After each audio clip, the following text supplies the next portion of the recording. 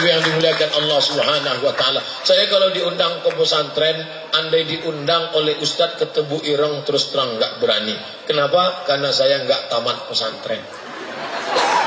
Tapi tadi begitu Pak Agus mengatakan, ini bukan pesantren Ustadz.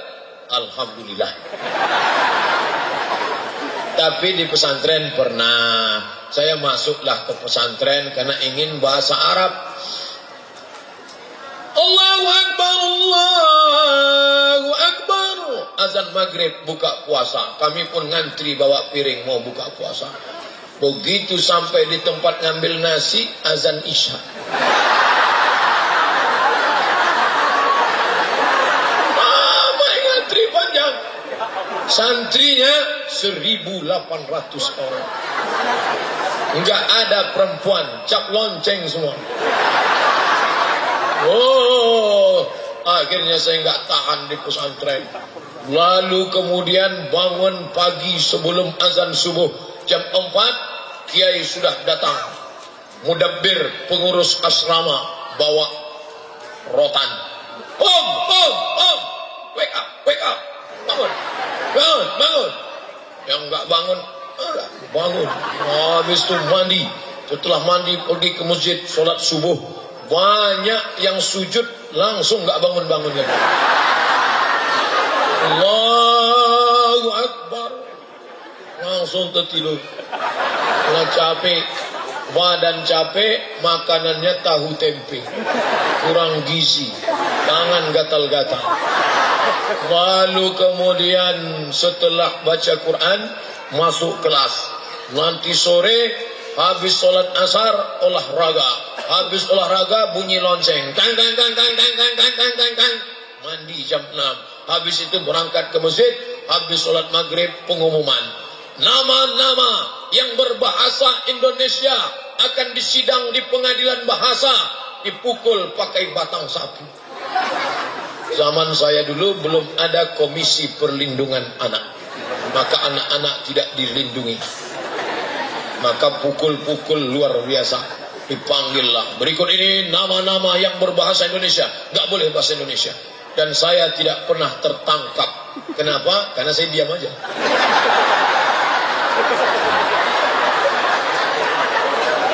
Saya kalau nggak benar-benar penting, saya nggak ngomong. Daripada nanti kena bahasa.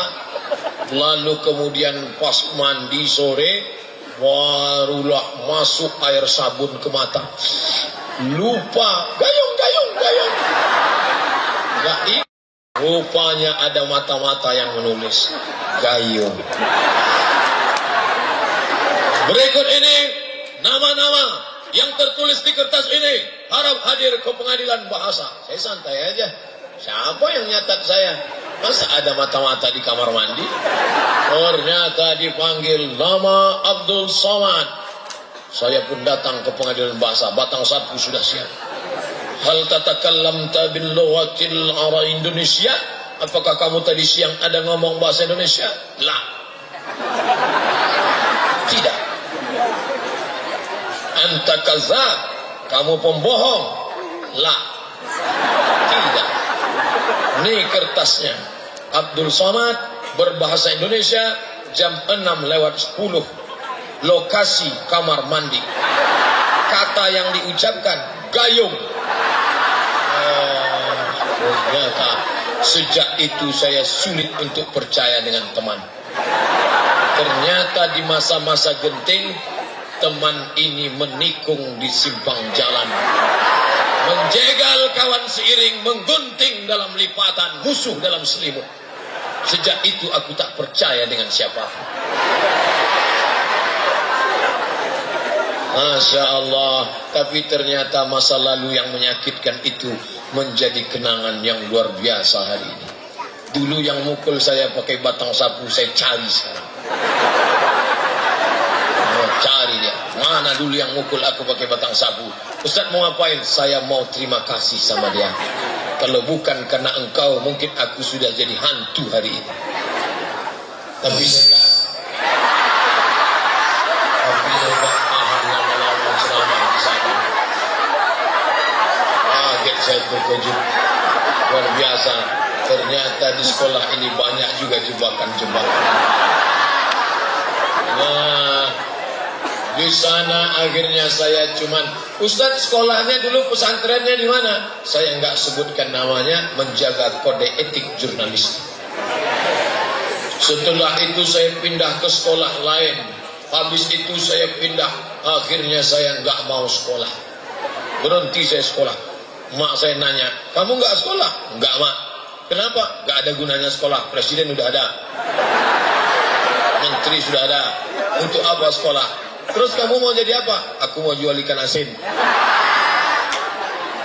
Karena waktu itu saya lihat yang paling laku jual ikan asin.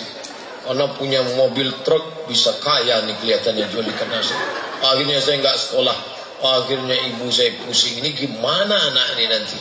Akhirnya ada penceramah datang ke kampung. Assalamualaikum warahmatullahi. Penceramah itu pun diundang makan ke rumah. Selesai acara makan, tentu kata pepatah Inggris, no free lunch, tak ada makan siang yang gratis. Ustaz, ya, Ustaz punya sekolah kan? Ya, bisa dong anak saya dimasukkan ke sekolah Ustaz? Ya bisa, tapi langsung kelas 3, gak bisa. Ini pasti anaknya nakal kan? Kok bisa dia dikeluarkan dari sekolahnya? Ada surat pindahnya? Gak ada. Berarti pelarian, eksodus.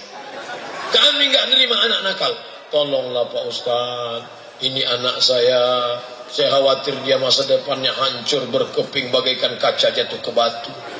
Akhirnya hati Pak Ustaz luluh. Ustaz itu walaupun ceramahnya keras, hatinya lembut. Lalu kemudian kata Ustaz, mana anaknya? Saya mau lihat dulu. Maka saya pun datang, dia lihat diri saya dari ujung rambut sampai ujung kaki. Dia pandang lama-lama, ini nampaknya anak masih ada sisa-sisa kebaikan. Ini bisa diselamatkan. Makanya kalau saya ketemu anak yang sekarang bandel, saya nggak heran, karena saya dulu bandel. Maka saya nggak pernah ceramah, adik-adik, kalian harus rajin sekolah, kalian nggak boleh bolos. Nggak pernah, kalau saya dulu bolos. Maka saya lebih mau cerita tentang diri saya saja. Lalu kemudian setelah itu, oke, anak ini kami terima di sekolah kami. Akhirnya 10 bulan setelah itu saya pun tamat sekolah itu. Pelajaran dari sana, jangan mudah memvonis orang. Jangan menjudge orang. Ini anak pasti jadi setan. Belum tentu. Andai pun dia jadi setan, mungkin setan agak baik dikit lah. Doakan dia. Kalau kita benci orang, lalu dia siapa yang akan memperbaiki dia? Bapak ibu guru, orang tua memperbaiki. Maka kemudian selesai tamat sekolah, saya pun ikut tes. Republik Indonesia mendapat jatah 100 orang berangkat ke Kairo, Mesir. Saya orangnya penasaran. Saya cari informasi. Akhirnya dapat info tes ke Mesir yang akan berangkat ke Kairo sebanyak 100 orang. Seluruh Indonesia ikut tes. Zaman saya dulu nggak terlalu banyak saingan. Karena waktu itu belum ada www.google.com. Belum ada. Tahun 1998 saya pun ikut tes. Tes ke Mesir. Tes hari pertama Pancasila. Oh, saya hafal Pancasila. Pancasila, 1, ketuhanan yang Maha Esa. 2, kemanusiaan yang adil dan beradab. 3, persatu Indonesia. Keempat, agak panjang dikit. Nah, selesai. P4, cincailah P4. Nah, selesai. Tes hari kedua, bahasa Arab, 100 soal. Pusing kepala saya. Arab gundul. Arab gondrong aja kita payah baca. Arab gundul. Kalau Pak Kiai dari Tebu Ireng biasa. Mereka baca kitab kuning. Saya nggak pernah baca. Saya baca sama udah. Habis itu tes Quran hari ketiga. Menyesal, andailah saya dulu kenal dengan Pak Haji Agus, kenal dengan Kiai Haji Dr. Andus Kiai Haji Munawir Haris, tentu saya pandai ngaji. Hari itu modal pas-pasan. Guru besar dari Al-Azhar. Jubahnya 2 lapis. Jubah dalam warna putih, jubah luar warna hitam, pakai sorban besar seperti ban Vespa. Pakai jambang, hidungnya mancung. Dia duduk di kursi. Dia duduk, saya berdiri. Ijlis, sit down please. Mas Muka, what is your name? Dia tanya, nama kamu siapa? Saya kalau tanya nama pede, karena nama saya kan ada dalam Quran. Abdus Somad. Qul huwallahu ahad, Allahus Somad. Siapa nama kamu? Abdus Somad. Kam hafizta minal Quran? Hafal Quran berapa juz? Saya diam aja. Malah, istamir, sambung bacaan saya. Ya. Inna Allah la yastahi an yadriba mathalan ma ba'udatan fama fawqaha. Saya sambung. A'udzu billahi minasy syaithanir rajim. Bismillahirrahmanirrahim. Inna Allah la yastahi an yadriba mathalan ma ba'udatan fama fawqaha. فأما الذين آمنوا فيعلمون أنه الحق من ربهم وأما الذين كفروا فيقولون ماذا أراد الله بهذا مثلا يضل به كثيرا ويهدي به كثيرا وما يضل به إلا الفاسقين. Kebetulan ayat itu selalu saya bawa sholat maghrib. Saya tinggal di asrama. Di samping asrama itu ada musola. Saya selalu imam di situ. Teman-teman saya kalau jadi imam ayatnya kul huwallah, kul ya ayyuhal kafirun. Kalau saya enggak, saya cari ayat-ayat lain. Kenapa? Karena banyak anak-anak gadis sholat di situ. Inna Allah la yastahi an yadriba. Mereka punya, siapa itu? Itu yang ayatnya mantap itu. Kebetulan saya hafal ayat itu. Seolah-olah Syekh itu tahu bahwa saya tahu hafalnya cuma itu. Itulah mukjizatnya doa. Memang malam itu saya berdoa luar biasa. Ya Allah, aku besok mau ikut tes ke Mesir. Ya Allah, tolonglah. Rupanya Allah kabulkan. Setelah sebulan keluar 100 anak Indonesia yang lulus berangkat ke Kairo. Saya bacalah dari nama pertama sampai enggak ada nama saya. Stres saya dah. Gimana nih? Akhirnya saya buka lagi, saya baca pelan-pelan saya baca. Ternyata karena grogi enggak kelihatan. Ada di bawah Abdul Somad.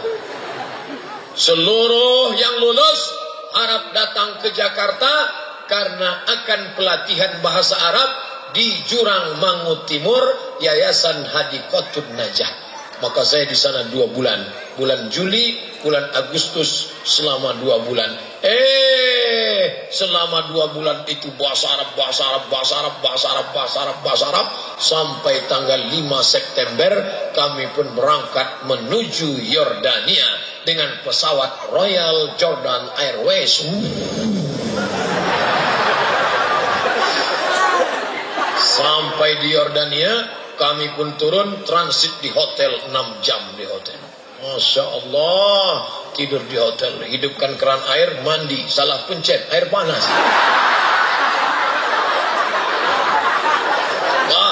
Habis mandi sarapan pagi, kawan-kawan saya di depan ngantri, saya di belakang. Saya lihat mereka ngambil roti. Lalu ada putih, nggak tahu apa namanya, mereka tumpahkan. Lalu kemudian ada hijau-hijau seperti terung, mereka ambil banyak-banyak. Saya nggak berani ngambil. Iya kalau enak, kalau enggak. Pas setelah makan saya lihat semuanya masuk tong sampah. Ternyata yang putih itu keju cair, baunya bau amis. Yang hijau-hijau itu buah zaitun, pahitnya minta ampun. Saya nggak ngambil, saya ambil roti panjang.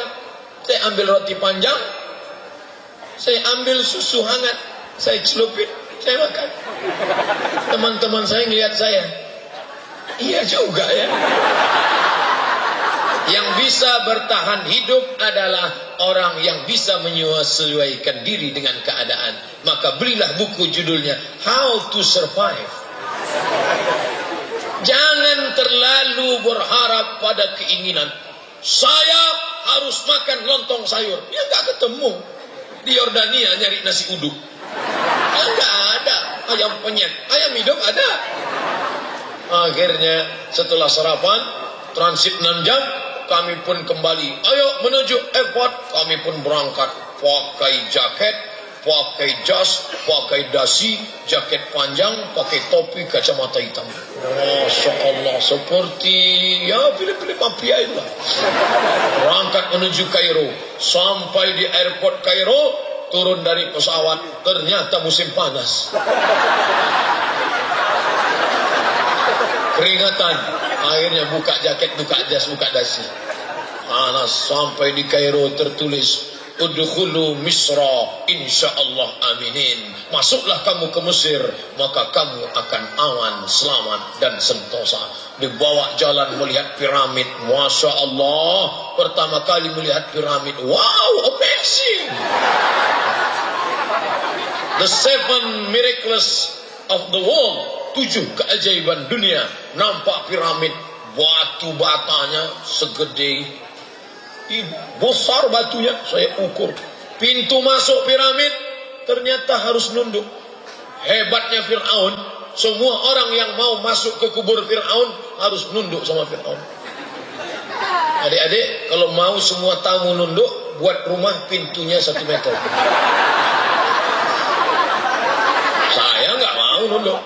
Terus gimana caranya? Nungging aja di belakang. Kalau kita nunduk, masa kita nunduk sama Fir'aun? Aku punya kepribadian, aku hamba Allah, gak mau tunduk sama Fir'aun. Jangan mau dibohongi sama Fir'aun. Hebat bangunan itu. Lalu kemudian kami pergi ke Sungai Nil, melihat Sungai Nil, Masya Allah. Disinilah dulu Nabi Musa dihanyutkan. Indah betul kota Kairo. Selesai itu kami pun pulang ke asrama, pulang ke penginapan. Besoknya masuk kelas melihat tuan-tuan syekh. Insyaallah. Assalamualaikum. Waalaikumsalam warahmatullahi wabarakatuh. في هذه المناسبة السعيدة نتكلم عن قضايا فلسطينية فإن جيوش الإسرائيلي لن تتحقق عملية السلام في الشرق الأوسط إلا بانسحاب الإسرائيليين من الأراضي المقدسة. Ini orang ngomong apa? Kok kayak kumur-kumur aja? Yang bisa saya pahami cuma satu. Assalamualaikum sama alhamdulillah. Habis itu kacau nih, kacau. Ngomongnya Arab, diktatnya bahasa Arab, lingkungannya Arab, mau pulang kampung malu. Dulu waktu mau berangkat sudah kenduri, sudah motong kambing. Masa pulang kampung stres saya. Saya datang ke kakak kelas saya, namanya Ustadz Fauzun Jamal. Assalamualaikum bang. Waalaikumsalam. Aku stres bang, sudah kulihat tanda-tandanya. Abang dulu tamat mana? Aku tamat Gontor. Bahasa Inggris mantap, bahasa Arab oke. Kamu tamat mana? Aku tamat madrasah. Itulah dulu main-main kuliah, main sekolah kan. Sekarang rasakan. Mau terjun ke Sungai Nil takut mati, mau balik kampung malu, dilema. Galau belum ada waktu itu. Jadi gimana nih bang? Aku takut bukan main. Kalau kau masih ada rasa takut dalam hatimu, maka kau pegang takut itu. Yang paling kita khawatirkan adalah kalau tidak ada rasa takut dalam hati. Ada rasa takut dalam hatimu? Jagalah. Jaga rasa takut itu.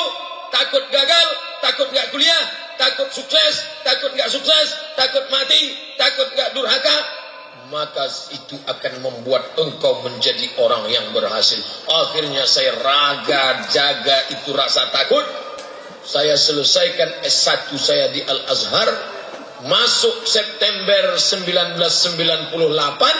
Selesai kuliah bulan Juli 2002. 3 tahun 10 bulan selesai S1 saya. Pulang. Mana tepuk tangannya? Orang hampir terjun ke Sungai Nil, tepuk tangan pun tak mau. Bercanda aja, jangan. Ini Ustadz gila tepuk tangan.